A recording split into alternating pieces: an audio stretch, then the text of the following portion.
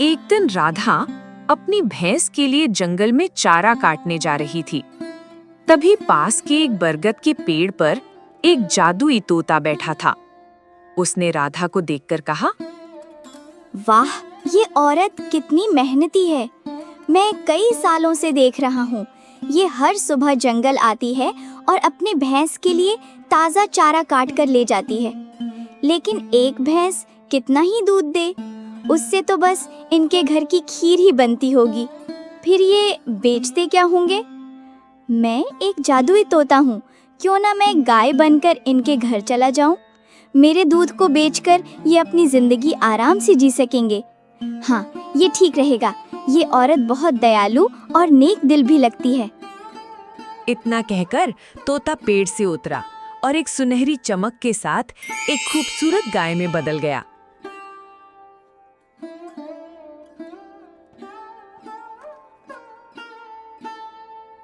फिर वो राधा के पास गया और बोला, हे दयालु औरत, इस जंगल में मेरा कोई नहीं है। मैं अकेली हूँ। क्या तुम मुझे अपने घर ले चलोगी? मैं तुम्हें बदले में ढेर सारा दूध दूंगी। राधा ने गाय की बात सुनकर आश्चर्य से कहा, ये क्या? मैं कोई सपना तो नहीं देख रही। ये गाय तो बोल रही है। पहले तुम बताओ, तुम बोल कैसे रही हो?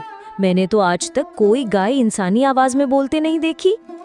दरअसल मैं एक जादुई गाय हूँ, इसलिए मैं इंसानों की तरह बोल सकती हूँ और उनकी बातें समझ सकती हूँ। मैं कह रही थी, मुझे अपने घर ले चलो। तुम मुझे सुबह शाम हरा भरा चारा देना और मैं तुम्हें ढेर सारा दूध दूंगी। उस दूध को बेचकर तुम अपनी जिंदगी आराम से चला सकोगी। एक भैंस से तुम्हारा गुजारा तो हो नहीं रहा। राधा ये सुनकर बहुत खुश हुई और बोली, अरे जादुई गाय, तुम सच कह रही हो। अगर ऐसा हुआ तो हमारी सारी मुश्किलें खत्म हो जाएंगी। ठीक है, तुम मेरे साथ चलो। राधा गाय को लेकर घर की ओर चल पड़ी।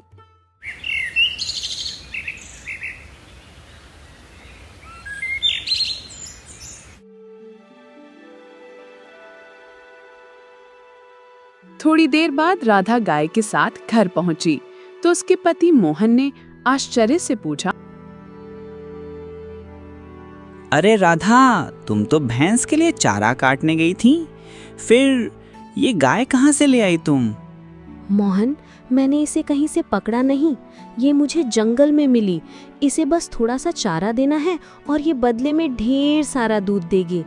एक भैंस से हमारा गुजारा नहीं हो रहा था। अब इस गाय का दूध बेचकर हम अच्छे से जी सकेंगे। राधा, तुम सच कह रही हो। फिर तो तुमने बहुत अच्छा किया। हम आज से इस गाय का अच्छे से ध्यान रखेंगे। उस दिन से दोनों रोज जंगल से गाय के लिए हरा भरा चारा लाने लगे। दिन बीतते गए।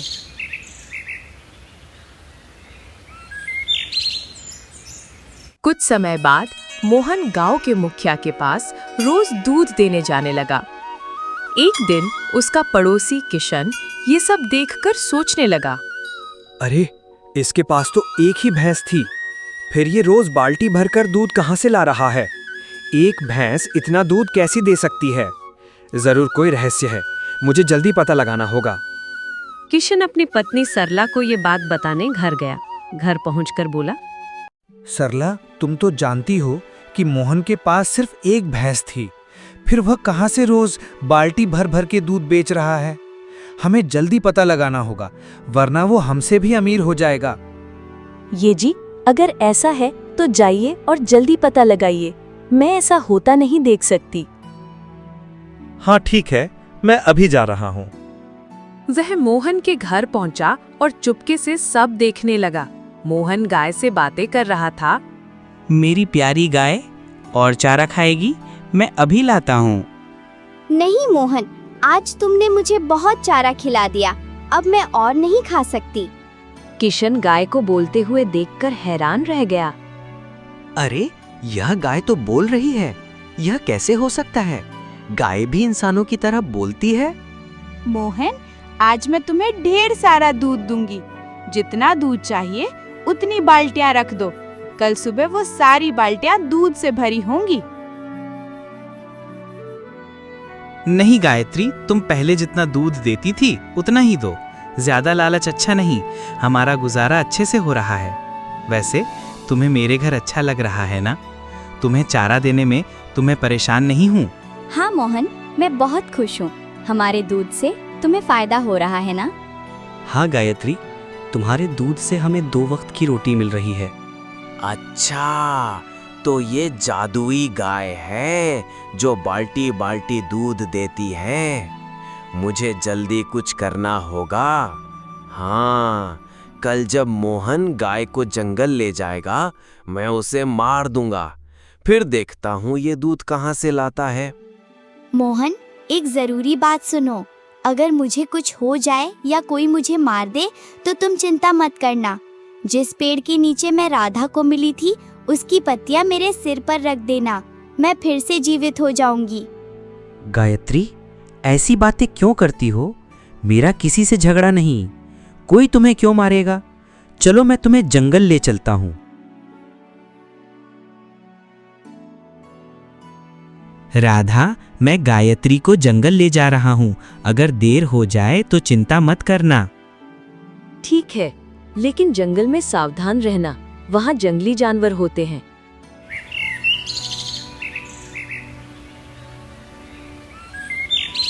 मोहन गाय को लेकर जंगल गया।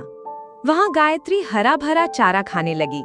तभी मोहन ने सोचा, आज बहुत गर्मी है, एक काम करता हूँ, मैं उस पेड़ के नीचे थोड़ा आराम कर लेता हूँ। वो पेड़ के नीचे जमीन पर बैठ गया। इधर किशन झाड़ियों में छिपा था। उसने सोचा, इस गाय को मारना ही पड़ेगा, ये मेरे रास्ते का कांटा है। तभी गायत्री जोर जोर से चिल्लाने लगी। मोहन नींद से जागा और बोला, अरे गायत्री को क्या हुआ? मुझे देखना चाहिए।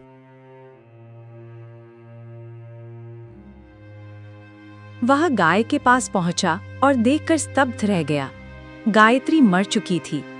मोहन बहुत दुखी हुआ और उसकी आंखों से आंसू बहने लगे। हे भगवान, ये कैसे हो गया? मेरी गायत्री कैसे मर गई? अब मैं राधा को क्या जवाब दूंगा? मोहन उदास होकर घर लौटा। तभी राधा ने पूछा, मोहन, क्या हुआ? तुम इतने दुखी क्यों हो? और गायत्री कहाँ है? राधा, मैं तुम्हें कैसे बताऊं? गायत्री अब नहीं रही, वो मर गई। ये क्या कह रहे हो? वो तो जंगल में चारा खाने गई थी। बताओ क्या हुआ? मैं जंगल में पेड़ के नीचे सो रहा था, तभी अचानक गायत्री की चीख सुनाई दी। जब मैंने देखा तो वह मर चुकी थी। ये कैसे हो गया? वो गाय हमारी कमाई का एकमात्र सहारा थी। अब हम क्या करेंगे?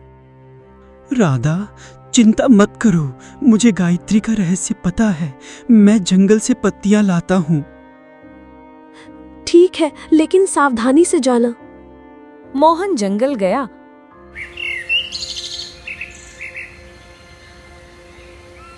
और उस पेड़ की पत्तियां तोड़कर गाय के पास पहुंचा।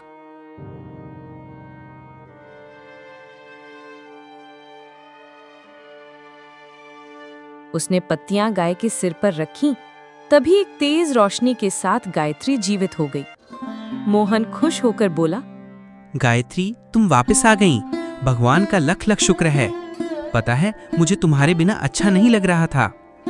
राधा और मैं रो रो कर बुरा हाल हो गया। मोहन, अब मैं ठीक हूँ। चलो घर चलते हैं।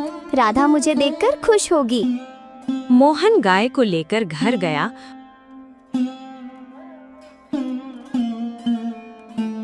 और राधा को सब कुछ बताया। राधा खुशी होकर बोली, गायत्री, पता है तुम्हारे बिना हम परेशान हो गए थे। राधा, अब चिंता मत करो, मैं फिर से लौट आई ना। मुझे अब प्यार से सुरभि कहकर बुलाना। मोहन, घर में खाने को कुछ नहीं है, अब क्या करें? मोहन, बाल्टी लाओ, मैं तुम्हें ढेर सारा दूध दूंगी। सुरभि, पहले जितना दूध देती थी उतना ही दो, वो हमारे लिए काफी है।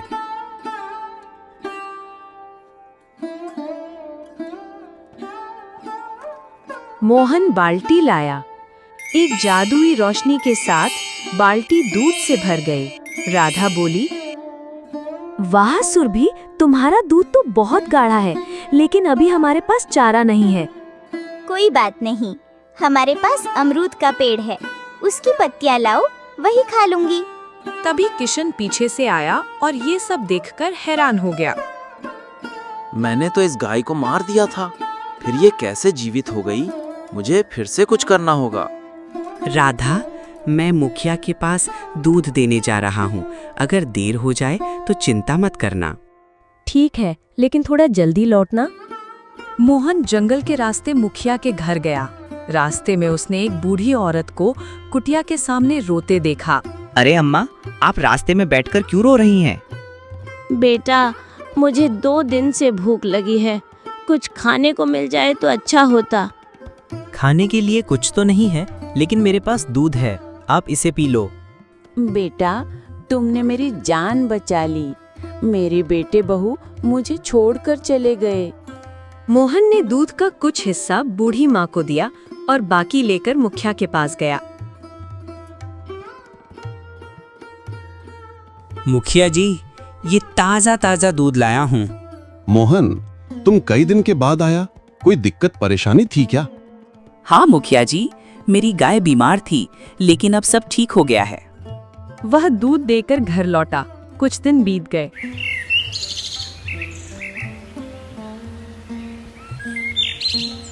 मोहन अब गरीबों की मदद करने लगा। किशन को यह देखकर बहुत जलन होने लगी। ये मोहन तो दूध बेचकर अमीर बनते जा रहा है। मुझे उसकी गाय को फिर से मारनी होगी।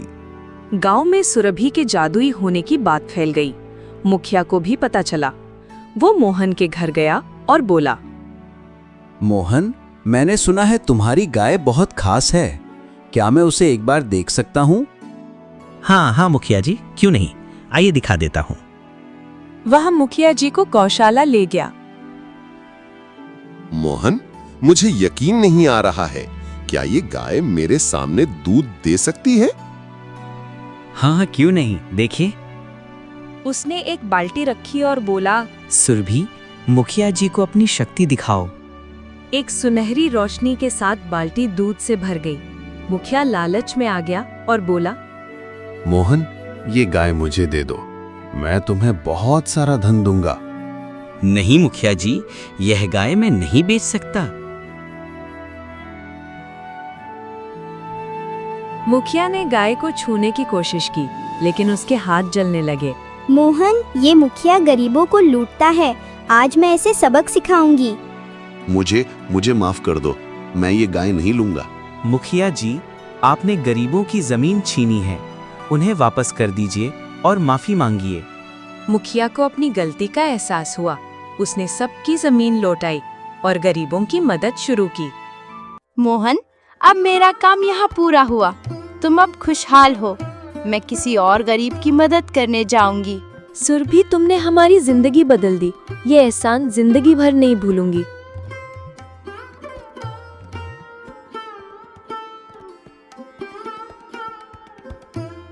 सुरभि चली गई और मोहन और राधा खुशी खुशी रहने लगे।